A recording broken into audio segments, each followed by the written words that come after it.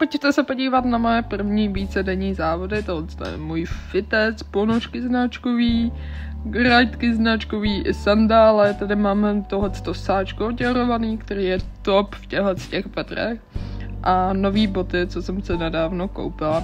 Tady se už dělám snídaní i mamce něco a byly to dívance vlastně s banánem a tady už z ničeho nic sedím prostě na koni.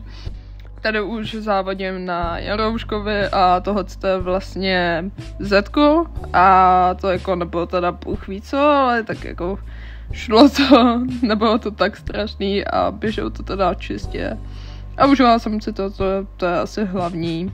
I trenér byl spokojený s mým výkonem a jako to je asi všechno, na čem záleží tak nějak, no.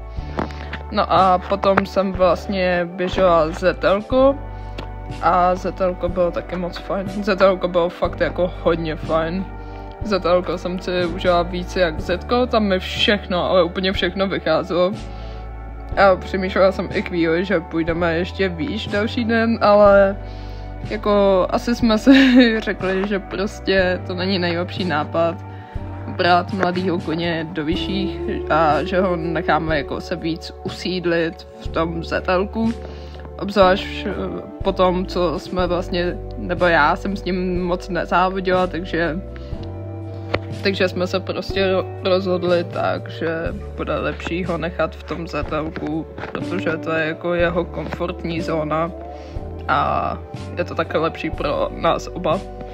A tady už mám Karlíka, se kterým jsem běžela ZLL a tam šlo vidět, že jsem schodila hnedka jedničku, což byl úžasný začátek, ale naštěstí to byla jediná chyba, co jsme měli v celém parkouru, takže to moc mi nevadilo.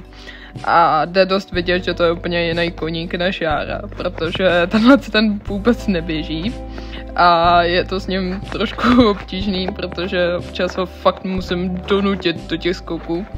Ale jako jinak to bylo docela fajn, užila jsem si to taky a trenér byl s ním taky spokojený.